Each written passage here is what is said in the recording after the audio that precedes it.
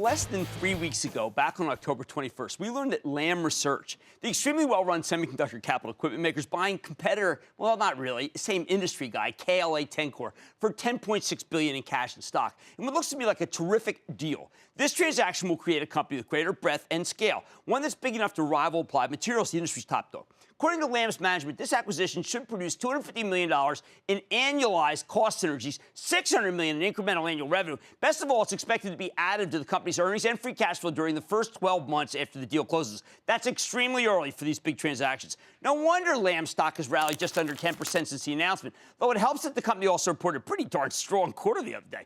And it wouldn't be surprising to me if this stock has a lot more room to run. So let's check in with Martin Anstice, the president and CEO of Lam Research, find out more about this KLA-Tencor deal and what it means for the future of his company. Mr. Anstice, welcome back to Mad Money. Jim, thank you very much for inviting me to be on your show today. Nice to be back. All right, Martin, there was a transaction that occurred that was aborted, and that's the Tokyo Electron Applied Materials, and that's because the customers didn't like it. When I look at this Lam tie-up with KLA, I think it's exactly what the customers would want, and I don't expect any antitrust issues. Am I right? Yeah, I think certainly there is zero product overlap between Lam Research and KLA-Tencor, and one of the most fundamental antitrust tests is product overlap.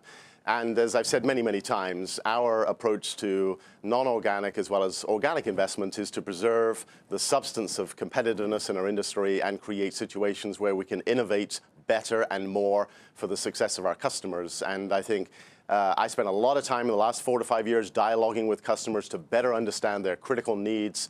And I've had an opportunity in the last 10 days to visit with most of our key customers around the world.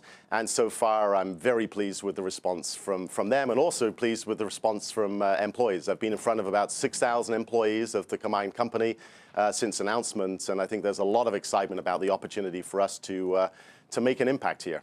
Now, when you speak to those employees, I'm curious, I mean, you've got some pretty aggressive synergies that could go on. Are people worried that they will not be necessary in the combined institution? I think you can position a combination of this nature in one of two ways. You can define a vision focused on eliminating costs and tax or financial reengineering, and that is not our story. Our story is a growth trajectory.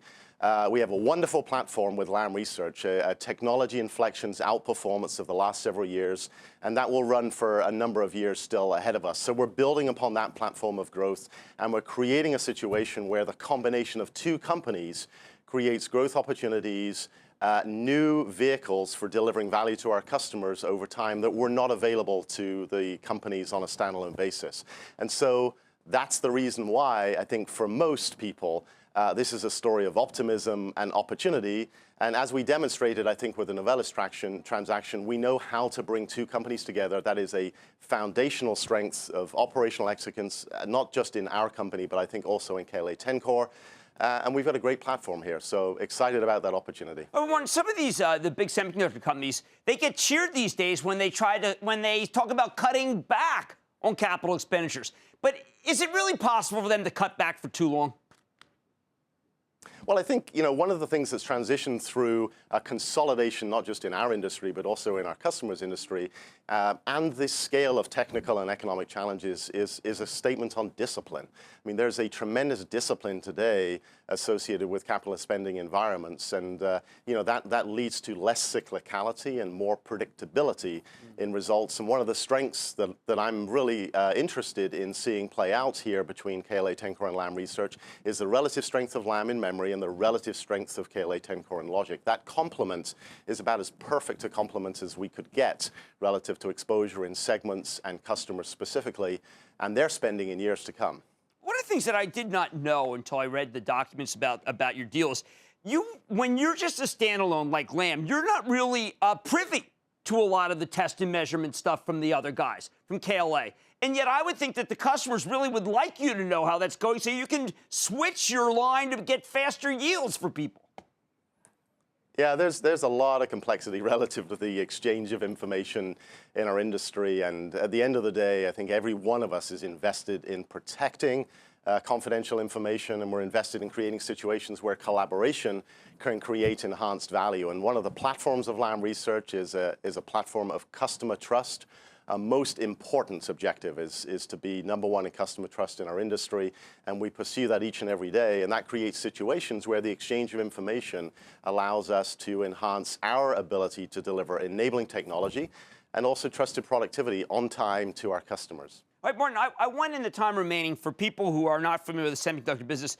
People keep saying, like I'm wearing an Apple Watch right now. People keep saying, you know what, how can they shrink things? The reason why they can continue to shrink things is because of what you make, right? It's not necessarily what Intel produces or what a customer produces, but it's because of your calibrations. That's why things keep getting smaller but have more brain power.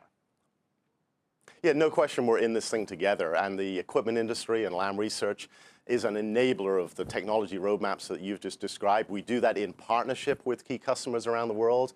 We can't do this without them, and they can't do this without us. And it's that partnership and collaboration that creates the continuity of Moore's Law and performance and cost scaling generally that I think is a tremendous opportunity in the years to come. And you look at IoT roadmaps and cloud and mobility generally.